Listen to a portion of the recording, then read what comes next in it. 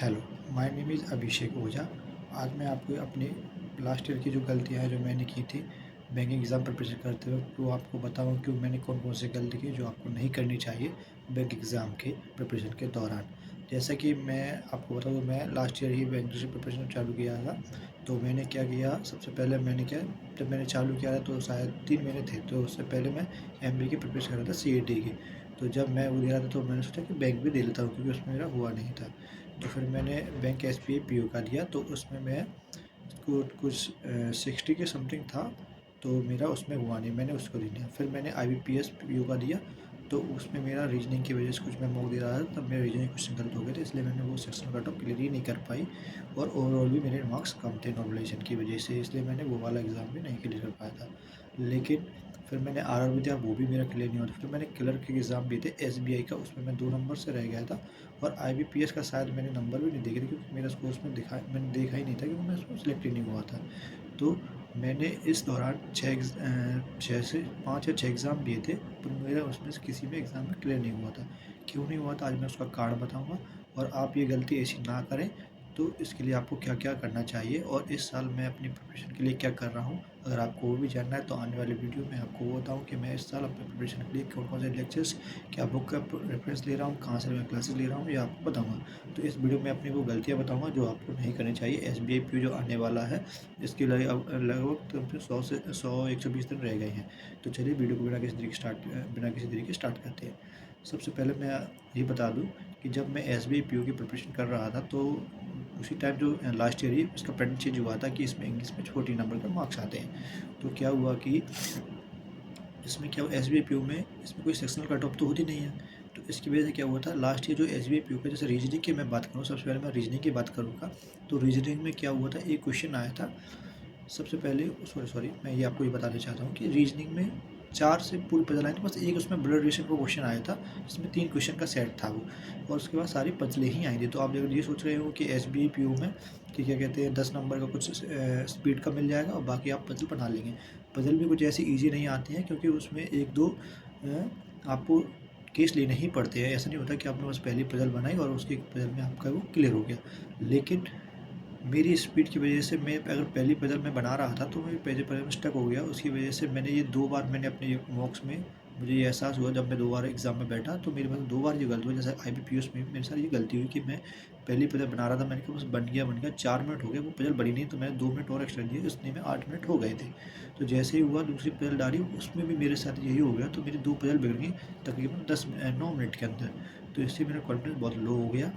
हालाँकि मेरे SBI PO में 60 प्लस मार्क्स थे, लेकिन कट ऑफ 67 के समथिंग गया था, क्योंकि मैं ओबीसी कैटेगरी का था, इसलिए मेरा तब भी नहीं हो पाएगा, क्योंकि कट ऑफ ही हाई गया था, क्योंकि वैकेंसी कम थी। लेकिन इंग्लिश में मैंने प्रिपरेशन कुछ नहीं किया था। इंग्लिश में बस मैं आरसी, क्लोज टेस्ट और पैराजम्बल के भरोसे किया था, क्योंकि मेरी ग्रामर उस टाइम अच्छी थी, लेकिन मैं एरर डिटेक्शन में थोड़ा-सा अपने स्कोर अगर आउट ऑफ 10 जाऊँ तो मैं 3 आउट ऑफ 4 दूँगा, आउट ऑफ 10। तो इसकी वजह से तो इंग्लिश में मेरा स्कोर अच्छा आया था, क्योंकि इसमें कोई ओवरऑल स्कोर नहीं दिखता है, तो इसमें पता भी नहीं पड़ता है क्या है। लेकिन अगर मैं मैथ की बात करूँ, तो स्पीड मैथ में मैंने एक चीज़ रियलाइज़ की, इसमें 5 रॉन्ग नंबर सीरीज़ आई थी, वो भी काफ़ी अच्छी लेवल की सीरीज़ आई थी।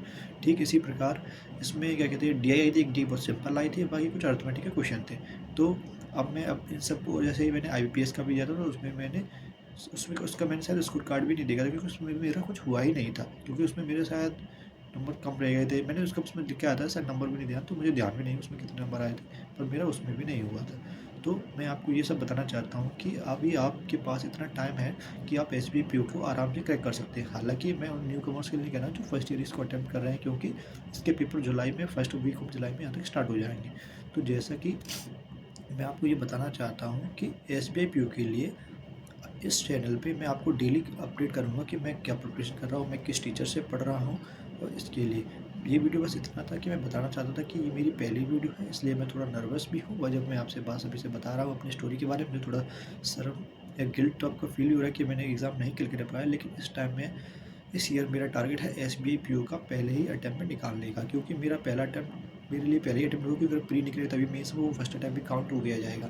इसलिए मैं ये अपने आप से प्रॉमिस करना चाहता हूँ कि मैं इस साल एसबीआई पीओ में एज ए सिलेक्टेड बनना चाहता हूँ। हालाँकि मेरी कोशिश पूरी रहेगी, फिर होना ना होना ऊपर वाले की दुआ से होता है। तो मैं यही कहना चाहूँ कि एसबीआई पीओ में आपको क्या प्रिपरेशन करना चाहिए, कौन से कंटेंट चाहिए, कैसे पढ़ना चाहिए, मैं आपको अपना डेली शेड्यूल बताऊँगा, जिससे कि आप उसे अपनी लाइफ में फॉलो कर सकते हैं और इससे रिलेट कर सकते हैं। मैं भी कोई ज़्यादा होशियार नहीं हूँ, मैं भी एक ईज़ी टू मोटिवेट स्टूडेंट हूँ, यानी कि मेरी लेवल भी डिफ़िकल्टी मैं अंडरस्टैंड कर सकता हूँ। हालाँकि मैंने कैट की प्रिपरेशन इसलिए मेन से मुझे कभी दिक्कत नहीं, लेकिन मैं प्री ही क्लियर नहीं हो पा रहा था। तो इस साल मैं अपने प्री पे ज़्यादा फ़ोकस कर रहा हूँ और स्पीड मैथ पे फ़ोकस ज़्यादा कर रहा हूँ। तो आपको ये सब गलतियाँ नहीं करनी है जो मैंने किया था। मैंने जो एग्ज़ाम आ रहा था मैं उसी का फॉर्म भर देता था और उसी टाइम पे फिर उनका स्पीड मैथ की प्रैक्टिस करने लगता था। स्पीड मैथ की प्रैक्टिस करने था सिंपल क्वेश्चन की, इसलिए मैंने मेंस भी नहीं ध्यान दिया। तो ना मैंने मेन सिले से पढ़ पाया, ना मैंने प्रीलिम सिले से पढ़ पाया, इसलिए मेरे सारे एग्ज़ाम रह गए थे इस टाइम। तो मैं आप यही कहना चाहूँगा कि अगर आप अभी से प्रिपरेशन करना चाहते हैं, तो आप अभी से इसमें जुड़ जाइए, क्योंकि आगे चल के आपको बहुत दिक्कत आएगी। क्योंकि बैंक एग्ज़ाम ऐसा होता है, अगर आप एक एग्ज़ाम जैसे चालू हुए, तो फिर आपको संभलने का मौका नहीं मिलेगा, ना आपको रिवीज़न करने का मौका मिलेगा, ना आपको सिलेबस स्टार्ट करने का। क्योंकि हर महीने बाद कोई ना कोई किसी का प्रीलिम्स, किसी का मेंस चल रहा होता है। इसलिए मैं बस यही कहना चाहता हूँ कि अगर आप अपनी बैंकिंग एग्ज़ाम करना चाहते हैं और एसबीआईपीओ या आज जितने भी बैंक हैं आईबीपीएस या आरआरबी में सिलेक्टेड होना चाहते हैं, तो ये अच्छा टाइम रहेगा आपको प्रिपरेशन करने का। आने वाली वीडियो में आपको ये बताऊँगा कि मैं अपनी प्रिपरेशन कैसे कर रहा हूँ, प्लस मैं आपको ये बताऊँ कि मैंने जो गलतियाँ और आगे चल के अभी मैं कर रहा था, जब मैं जीके कैसे पढ़ रहा हूँ, करंट अफेयर कैसे पढ़ रहा हूँ, उसके बारे में आगे चल के आपको बताऊँगा। तब तक के लिए अलविदा। कल मिलते हैं इसी टाइम, इसी टाइम पर नई वीडियो के साथ। तब तक के लिए बाय बाय और चैनल को सब्सक्राइब कर लीजिए।